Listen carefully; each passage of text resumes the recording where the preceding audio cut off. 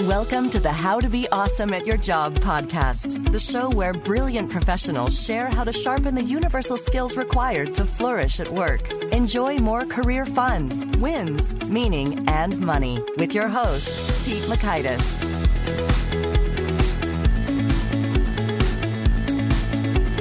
Greetings and thanks for joining us for episode 61 of the How to Be Awesome at Your Job podcast. And this time we are chatting with Craig Ballantyne, who's got some fun perspectives about identifying, crafting, and executing your perfect day. So you're going to learn 1, how to plan the perfect day, 2, a simple time management trick to skyrocket your productivity, and 3, approaches to cultivating self-discipline now by creating a vision of your future. So if you want to check out the show notes, the transcripts, the links to things mentioned, you'll find that over at awesomeatyourjob.com/ep61.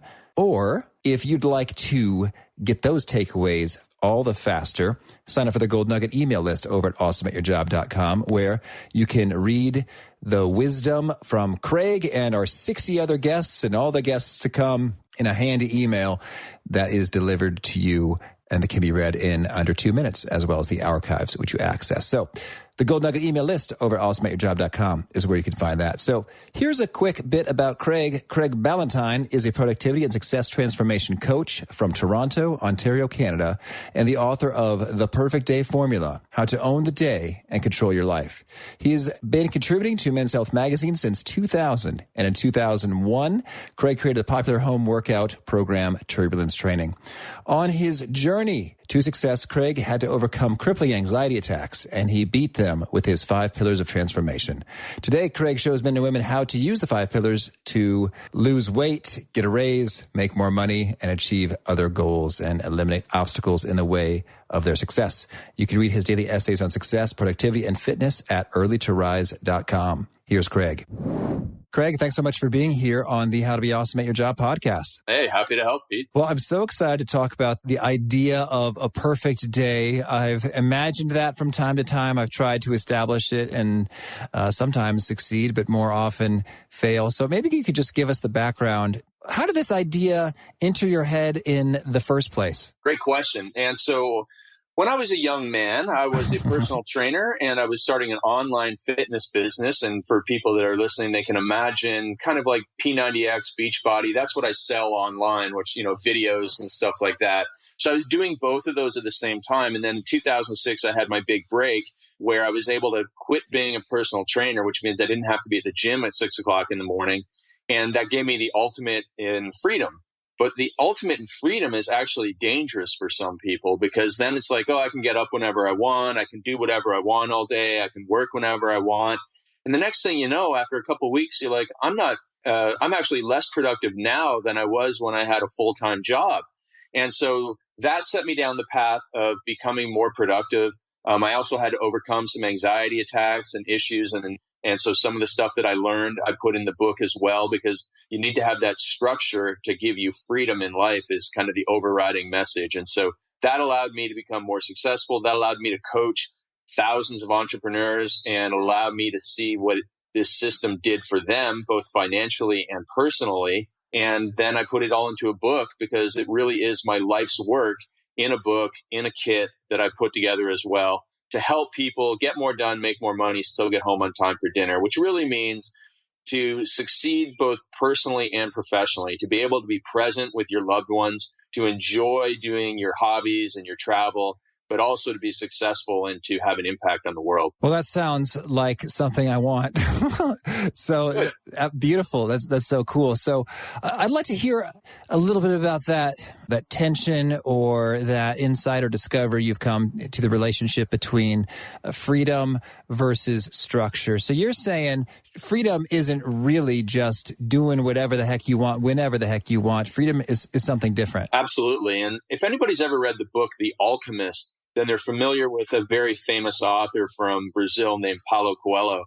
And Paulo Coelho has a very excellent quote. He says, "Discipline and freedom are not mutually exclusive, but mutually dependent, because without discipline, we would sink into chaos." And if you think in this in terms of a regular day-to-day analogy like traffic lights, it really does kind of make sense, because if you think Imagine we had no red lights and we had no stop signs at our intersections. Well, what would happen? Well, everyone would be getting into accidents. No one would be able to get anywhere, and we'd have no freedom. We wouldn't be able to safely enjoy going somewhere. And it's the same with our lives. If we really want to have an impact, we can't be, goofing around all day long and not getting anything done.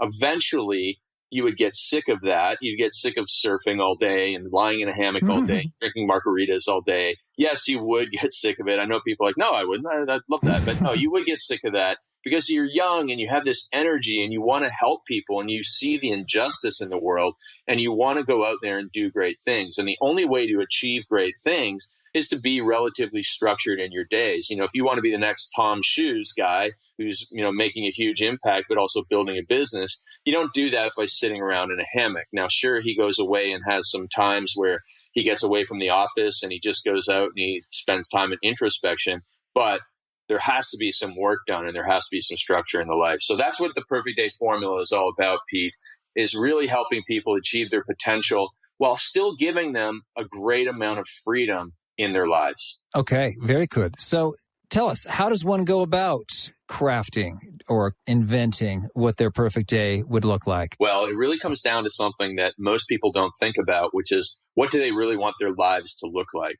I mean, in 3 to 5 years, where do you want to be living? What do you want to be doing with your day? Who do you want to be engaged to or married to? Do you want to have kids? What do you want to name your kids? What do you want your kids to be doing after school? What do you want your family to be involved in? What community organizations? Where do you want to spend the winter? Where do you want to spend the summer? How do you spend your Sundays? What do you do with your family, your parents, her parents, his parents? What do you do with all of these things? And so what you need to do is sit down and write a movie script for your life as if you have already accomplished these things 3 to 5 years into the future. And this is called a vivid vision by some people, like my friend Cameron Harold. But really, it's just simply having a vision for your life. And when you have this vision for your life, it's like having a destination, like knowing exactly where you want to go. So if you want to go to Disney World, you know exactly what road to take to get there. It's the best way to do it. Go this road, this speed on the highway, you're going to get to Disney World in the fastest, shortest amount of time. Now, if you didn't know where you wanted to go, you'd be all over the place and you'd be taking these detours in life and you'd feel struggling and frustrated and stuck, like you're spinning your wheels. And that's because no matter how hard you worked, you just don't have a destination. And so that's why young people often struggle, because they've never sat down and thought, well, what the heck do I really want? And so when you decide that first, then you can go and do all the planning and preparation that I teach people to do and get the coach, the right coach for your life, the person who has achieved what you want to achieve, so that they can cut down your learning curve by years and years and years and help you become more successful. And so that's what all of this is about, Pete, so that people like you can become more successful and take that energy and that intelligence that you have that's kind of unpolished and then really turn it into a gem of a life. Well, that sounds beautiful. So what's the translation? Let's say you have a clear vision then or a vivid vision associated with all of those components about, what you want to see happening in your life some years down the road. So then how do you translate that into, I'm thinking, when I hear perfect day, I'm thinking about, at this hour I wake up, at this hour I shower, at this hour I exercise, sorts of things. How do you bridge that gap? Well, then you know what important actions you have to do. So let's say that someone listening to this wants to write a book. They know that in 3 to 5 years from now, they want to have a book done that's, helping young people become entrepreneurs and make a difference in Africa. Well, okay, if that's the case, then I'm going to need some experience. I'm going to need to go and get involved in organizations helping in Africa, maybe like Charity Water, or maybe Tom Shoes. I need to get some experience in there. I need to get connected with, these 10 entrepreneurs who are doing things. I need to be able to interview them for an hour or two. And in order to interview them for an hour or two, I have to show, I have to work my way up to get connected to these people. So who do I have to get connected with first? Okay, these people. I need to get involved in these organizations. And you basically just plan this roadmap to this great accomplishment. And then, here are all the things I need to do. And if I'm really focused on this and all these people bring in these other opportunities into my life, I know that I'll be able to say no to those other opportunities because they don't get me closer to my goals. And so then you can break it all the way down to, okay, that means I have to work 8 hours a day 4 days a week or 5 days a week in order to accomplish this. And by looking at my personal physiology and my personal habits and my personal productivity, I realized that I am most productive between the hours of 10 a.m. and 2 p.m. So every day I need to be focused on writing this book and on, making these connections between 10 a.m. and 2 p.m. And I have to block everything out. And so that means in order to be productive during the day, I need to be energetic. So that means I either need to do yoga at 6 a.m. or 6 p.m. or do some exercise at those times. And I need to eat very well. And so then you figure out, well, okay, if I'm going to do yoga at 6 a.m., I'm going to shower after that at 7. I'm going to eat breakfast at 7:30. I'm going to get into the office at 8 or to my computer at 8. I'm going to take care of some admin. And then at 10 o'clock from 10 till 2, I'm going to work really, really hard. Then I have a lunch break at 2. And then at 4 o'clock, I'm going to be done and spend time with my significant other. And that's how you go from massive, massive goal all the way down to here's what I should be doing on a regular day. And that is how you just dominate your life. Well, so that's really cool. And I'm wondering then, I guess the rubber meets the road at, 10 a.m. in this example, in which there it is. You have the choice to either comply with your master plan or to deviate and I guess just do whatever you feel like doing instead.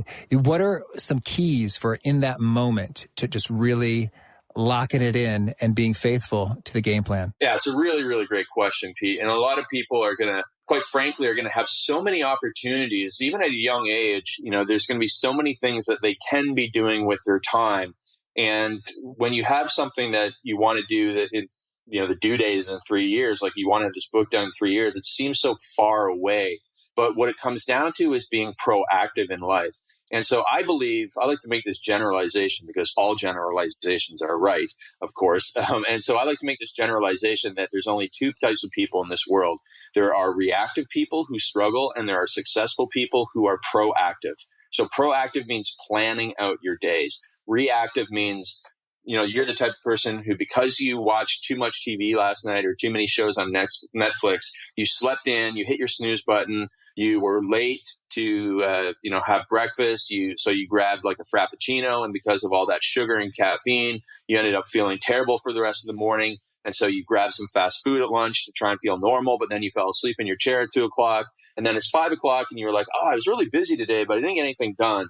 And then you have like 14 days of those in a row, and you just get so frustrated. And you're like, oh, this book is never going to happen. I'm going to quit on this big dream and, do something. I'm going to settle for something else. So that's that reactive approach. But that proactive person is like, okay, tomorrow I'm going to, work from 10 a.m. till 2 p.m. on chapter 1. So I'm going to write an outline right now so that when, that rubber meets the road at 10 o'clock tomorrow, I am prepared to knock out the best 1,000 words possible during my most creative time of the day. And so I always tell people that your best day tomorrow starts tonight. The planning and preparation only takes 5 minutes just to write down, here are the priorities that I'm going to work on tomorrow, maybe a little outline of my work so that I don't come in and stare at a blank screen. And then that way I can be off to the races when it's magic time and I'm most creative. So hopefully that will help out the people listening, and hopefully that will help out you, Pete, with preparation for your podcast and for the world domination that I'm sure you want to achieve. Oh, thank you. Yes, much appreciated. And so the proactive kind of mindset and gear and getting ahead of it absolutely makes great sense. And I think there's just a crazy stat from Stephen Covey about folks who are proactive have like 20x plus the results of reactive people. I don't remember the number, but it was major. It wasn't like double. It was insane. So that makes sense. So you got the plan. I'm just thinking about the breakdowns. So you got the plan. You did the outline in advance. It's 10 a.m. And maybe doesn't happen to you so much because you've got such a habit of discipline going in your life. But when folks are just getting started, I can see this like, Facebook or whatever is calling my name, or, Pokemon Go or whatever this distraction du jour is. So do you have any kind of, mantras or kind of things you do to kind of, click it back on the program? Yeah, that's a really insightful question, Pete, because most people don't notice that. And what I've found, what I teach, is that most people aren't massively successful in life because of the things that they do. It's because of the things that they're able to avoid. And so if you take a look at somebody in an extreme case, like someone who's an alcoholic, they can be sober 6 days a week and do the right things. But if they go into a bar on one night a week, all heck is going to break loose, and they might spend the next 40 days in a bender. Same with someone who wants to lose weight. They might be doing the right things 5 days a week, getting a little bit of exercise, eating some vegetables. But then from Friday night through Sunday night, they eat pizza every night. They go and have pancakes and waffles every morning. And then they, drink 6 beers and eat a bag of chips in the afternoon. Well, 2 days of bad behavior outweighs 5 days of good behavior by a factor of 10 to 20. And so it really is setting up boundaries in your life. And the great thing is, you use that example of Facebook. You just go and you download something like an internet freedom program that says you're not allowed to go on Facebook, or you're not allowed to use the internet from 10 p.m. till noon. And you're blocked from the internet on your phone or on your computer. And then that way you're putting this fence around you. And really that's what all of my discipline has been built in, because I am a weak person like anybody else. I want to check my email first thing in the morning, but I know that if I do, it will send me into rabbit holes that will stop me from having a big impact on life and on other people's lives and really helping people. So I do not allow myself to check email until very late in the morning. I do a whole bunch of other things in order to do that. It's one of the reasons I get up very early in the morning, because I know that if I get up at the same time as everybody else, it's going to be less time for me to get work done before people start calling me, before I have to do meetings with my team, before I'm tempted to go on ESPN and see who won, the Blue Jays game last night, all this stuff. I am very weak, just like anybody else. And so I set up these boundaries. And it's so what I recommend somebody do is I have a free tool on my website at craigballantyne.com/free gift. It's called a time journal. It's very simple. I mean, you could do it without the time journal, but all I want you to do is just write down what you're doing for every 20 minutes of the day for 2 days straight. And you'll identify where you're most productive. You're going to identify where you are weakest and, wasting time on the internet, or where you are low energy because you didn't eat right, or just because when you're naturally low energy. And you're going to have this big aha moment where you're like, oh, look at this time journal. It shows me where I should schedule my work, because, that's where you might find that you're most productive at 10 a.m. in the morning. And it really, really is helpful to know as much about yourself as possible. And when you do that, you can say, okay, here are all the good things I need to foster. And well, here are my weaknesses. I'm a little ashamed of them. And, you shouldn't be, because everybody has weaknesses. And so you should just go, okay, here are the things I need to protect myself from. If I want to be successful, I can't go to happy hour on Tuesday, because then I'm going to ruin my Wednesday morning. And, I'll probably still be tired on Thursday morning. So I need to, say no to that for my future. And so it really just is this matter of what I like to call, and what truly is called, introspection. If someone is willing to look at their habits and to admit where they are wrong and to try and fix their flaws, then they are going to get ahead of somebody who does the same amount of hard work as them, but refuses to eliminate those obstacles and temptations from life. Okay, thank you. And so I'd love to hear in some of the clients and folks you've worked with, I'd say, does anyone regret not looking at Facebook or not going to Tuesday happy hour? Like they say, you know what, this trade-off wasn't worth it, Craig. No, I mean, most of the people I'm helping with have young kids, and every single extra second they can get with their young kids, they would trade for anything else in the world. Now, there's so many examples of us wasting time. And I think even those people still waste time. I mean, we read email newsletters that we don't need to read and all that sort of stuff. But at the end of the day, if you want to have these, I don't want people to be put off that there's no fun in this system, because there really is a lot of fun.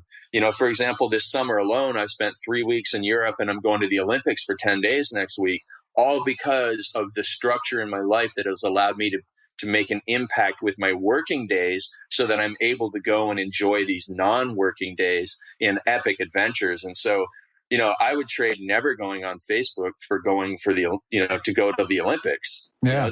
Facebook's and random updates about nothing and funny videos, that's always going to be there. And it really isn't going to be something that I'm going to, sit back and say, oh man, I wish I would have watched that video about that dog pooping to that music. I mean, I've watched that video and I wish I had that minute back. And so, but to go to the Olympics. This is an incredible event. I'm going to see things that are just going to be memories burned in my brain forever with really, really important people in my life. This is what matters. And so I got to sacrifice a few other things because, otherwise, where do we all have to draw the line somewhere, which is essentially what I'm saying. You could either watch, Game of Thrones, or you could watch Game of Thrones and 30 other television shows, but then you would have no job and you would be broke and you wouldn't be able to afford Netflix. So you have to draw the line somewhere in your life. And if you really want to make a big impact, you have to draw it a little bit closer than most other people are willing to draw that line. Oh, that sounds tweetable. Nice work. So could you give us maybe some examples of what are a few lines that you've drawn or clients have drawn, or particularly young professionals that have made a world of difference in terms of rules, boundaries, lines, things they're protecting themselves from? So Facebook has come up a couple times. Happy hours come up. Early arising has come up. What are some other just kind of best practice boundaries you've seen pop up again and again? Great question again. And I want to say one thing, again, for people that are listening going, oh, I do not want to get up at 6 o'clock or 7 o'clock in the morning. And the fact is, you don't have to be an early riser in order to use this system. Now, I truly believe that most people are going to have fewer interruptions earlier in the morning. So we're just going to get more done and move ahead closer to our dreams earlier in the morning. Now, you can also do it at night. I have a friend who runs a $100 million a year supplement company, and he works from 10 p.m. to 3 a.m. That is his magic time.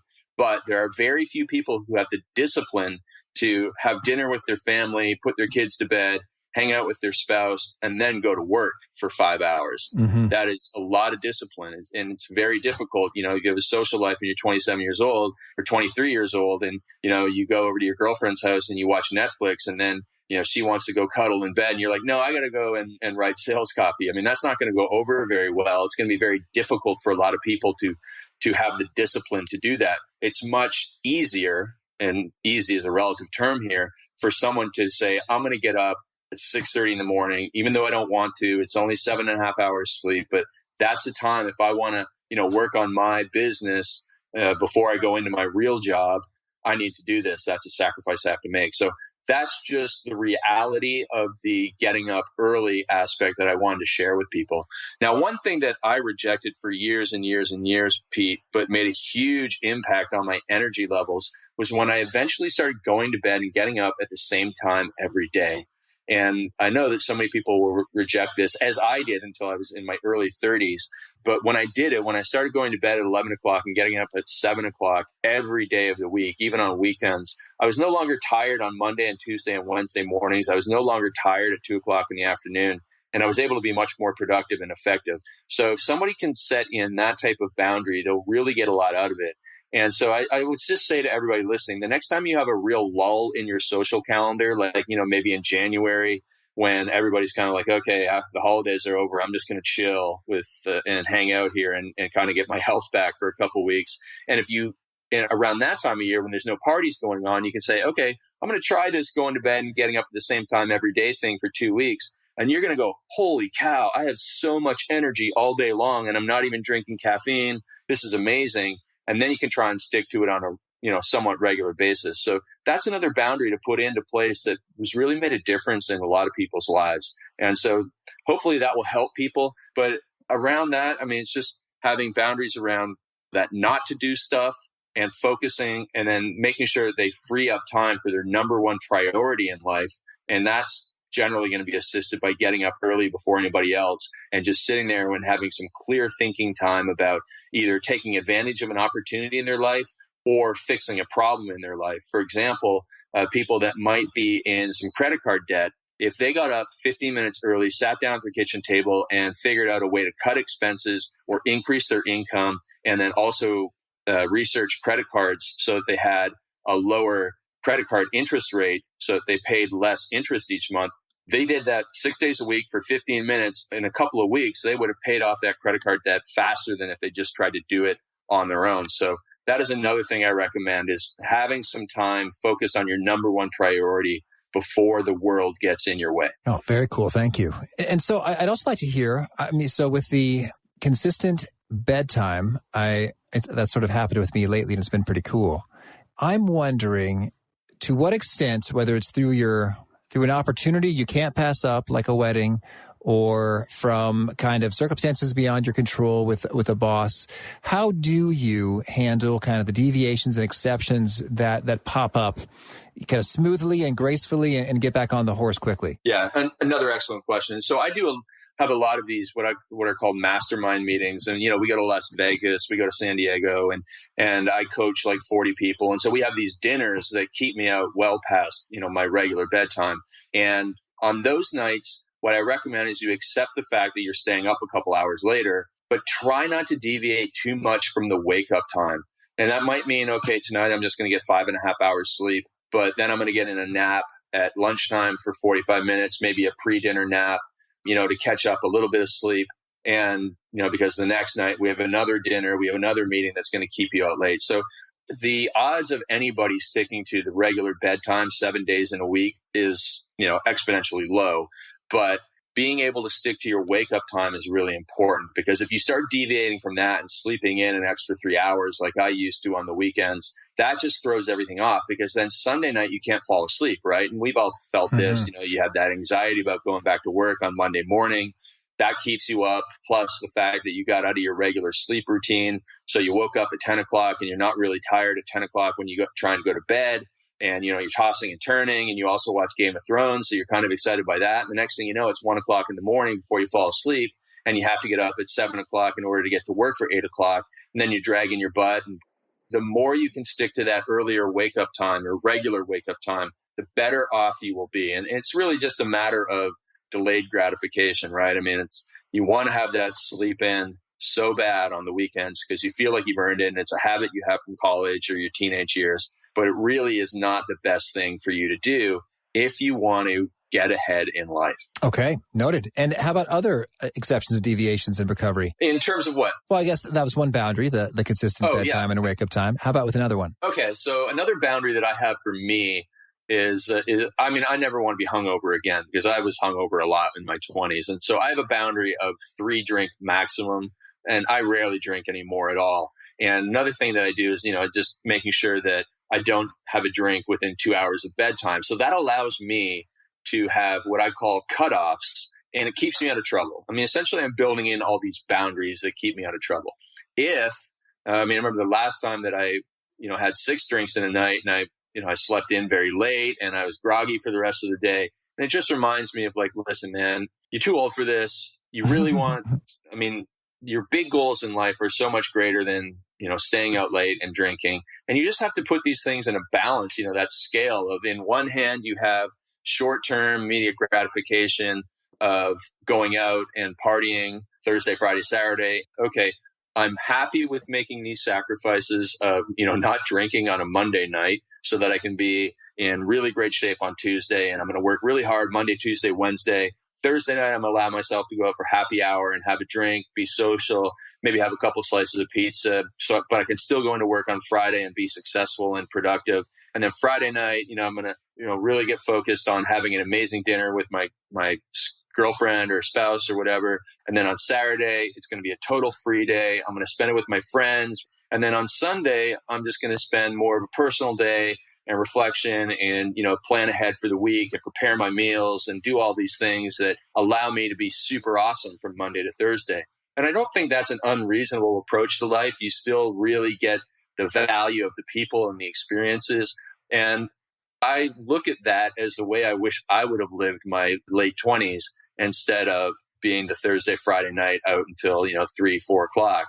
So again, I'm looking back and saying, this is what I did, guys and girls. Don't make the same mistakes I did, because I could be so much further ahead in life if I would have set a few more boundaries and maybe grew up a little bit faster. So those are, that's my experience. Everybody's mileage will vary, but I do hope that they take some ideas from this and say, you know what, I'm just going to try this one experiment. And if I get a couple extra hours of work and productivity out of it, I think I can make an even bigger impact. That's fun. Thank you. And you mentioned meal prep on Sundays. So I've got to ask, with your training background, do you have just a couple pro tips when it comes to training or supplementation or nutrition, when it comes to maximizing your daily experience of energy and focus and attention and productivity? Yeah, that's a wonderful question. I'm happy to help with that. What a lot of this comes down to is consistency. and going back to that introspection. So, everything that you do is a science experiment. So if you try a different exercise program for a couple of weeks, make sure you give it a couple weeks shot. If you go do CrossFit or if you go do yoga, just give it at least 4 weeks to figure out, is this something that I like? Am I getting results from it? Can I keep on doing this? Is it fitting with my schedule? Does it fit with my personality? Until you find that thing that you like. For example, I got interviewed by a guy the other week, and he's from Australia, and he's around my age, and he says, Craig, all that matters to me is I get 3 20-minute ocean swims in a week. That's my exercise. It reduces my stress. That's all that matters to me. He's consistent. He's found something he loves to do, and it gives him the benefits that he's looking for.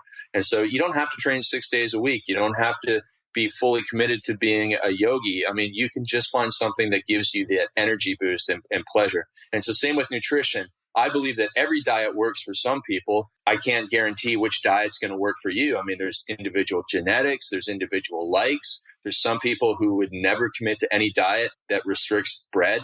And by all means, you don't have to do that if you just want to be healthy and energetic. You shouldn't eat a loaf of bread a day, obviously, but just cutting out all bread because you heard that cutting out all bread is something you have to do so that you end up miserable is not a way to go through life. You don't have to give up alcohol. You don't have to give up chocolate. You don't have to give up anything, but you do have to take a look at how these things affect your body. For me, I know that I can't have more than, 100 milligrams of caffeine a day. Otherwise, I'm anxious. I can't fall asleep at night. So even though I like the alertness that caffeine gives me, I just know that I can't do too much caffeine personally. And so I've learned that by doing the experiments where I've had, different amounts of caffeine and figured out, okay, this is the right amount for me. And it's the same sort of thing with any nutrition program. Just go, yeah, I can stick with this paleo program. It's no problem.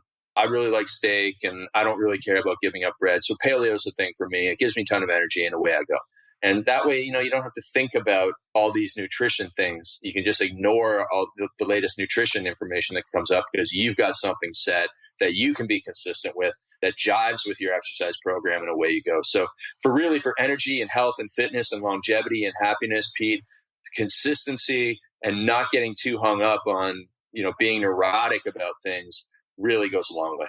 All right. Thank you. Well, so now anything else you want to put out there before we shift gears to the rapid fire fast phase? Well, I'll just say one thing is that happiness in life really comes down to the people that you spend the time with and the experiences that you have. And so it's not money. It's not the physical appearance that matters. It's not, having a super cool car. It really is about amazing people and experiences. And that's what I've had the pleasure of experiencing over the years, of building businesses with friends and impacting people around the world and traveling and just having really, really great times with people, even at home, as opposed to, exotic locations. So just make sure that everybody listening is spending good quality time with people that matter to them, positive people, family, friends, and doing some really cool stuff that they're going to remember forever. Oh, cool. Thank you.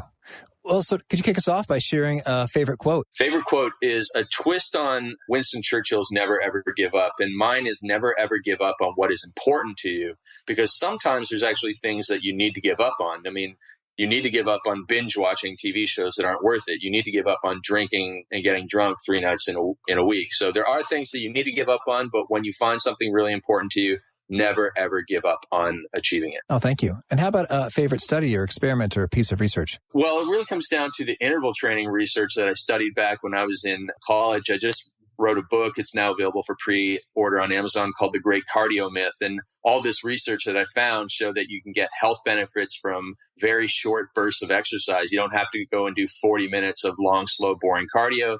You can do these short 10-second, 30-second bursts of exercise in a few minutes a day, a couple of times a week, and you can get the same health benefits. So that was the biggest research that's impacted my life. All right. And how about a favorite book? It would be The Art of Living, which is a small book written by a woman named Sharon LaBelle, and it's translations of the Stoic philosopher Epictetus and his most important lessons. And that book actually led me to the foundation for my book, The Perfect Day Formula. Okay. And how about a favorite tool, something that you use often? I actually have never used an app ever in my life. No kidding. My BlackBerry phone is 6 years old. So I'm not the most technical guy in the world. I like pen and paper. And that's why, when I mentioned that 15 minutes in the morning with pen and paper, I really believe that getting away from the electronics for just a few minutes and really being able to let your mind do some big thinking with pen and paper is very, very valuable for everybody. Okay. And how about a favorite habit, a key practice of yours that's boosted your effectiveness? I started meditating on January 28th of 2013 after failing at it several times. And I haven't missed a day since of at least 5 minutes, but most days are 20 minutes. And I tend to get anxious even without caffeine.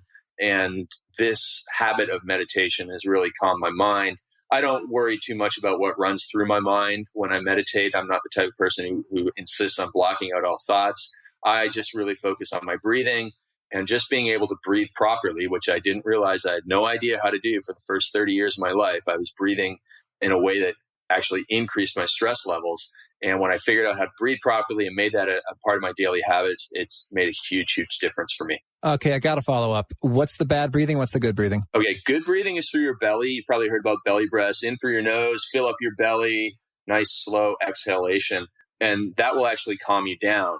But what actually will increase the stress levels and increase your adrenaline is if you do short, shallow breaths from your upper chest. So if you did that, like if you were going to go into like a UFC fight and you're a UFC fighter, you would do like a couple of short, shallow breaths right before to get you pumped up. Or if you were a hockey player going on the ice, it'd be like a couple of short breaths just from like your sternum area. And I realized that, when I went through my anxiety attacks, that I was breathing from my upper chest. And I never was doing that belly breathing.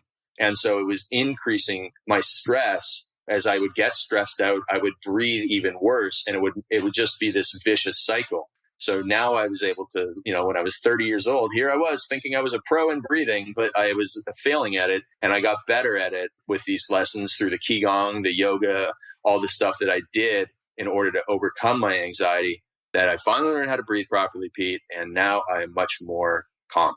Okay, thank you. And how about a favorite, a nugget or gem or quote from some of your writings and coaching and speaking that really seems to connect with people and gets them nodding their heads and taking notes and retweeting and such? Yeah, good question. And so one I just posted the other day, it's a little bit long, but it says, failure isn't bad and failure isn't final. If there's one thing I know after having observed this crazy world for 41 years, it's that you can survive almost anything and come back better and stronger than ever before. So don't let the fear of failure stop you from achieving the success you deserve.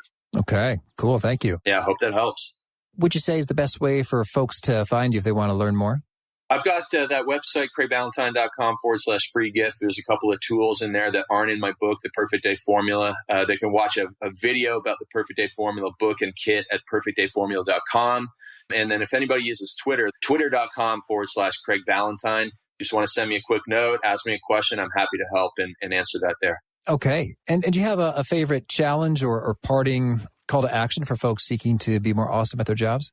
I would just challenge everybody to do two things. One, when they get that lull in the social calendar, to try that going to bed and getting up at the same time every day for at least 14 days. And then two, to really carve out 15 minutes a day where they think. Now, it should be first thing in the morning, but if it's the last thing at night, that's fine too. Or if it's right after dinner, before dinner.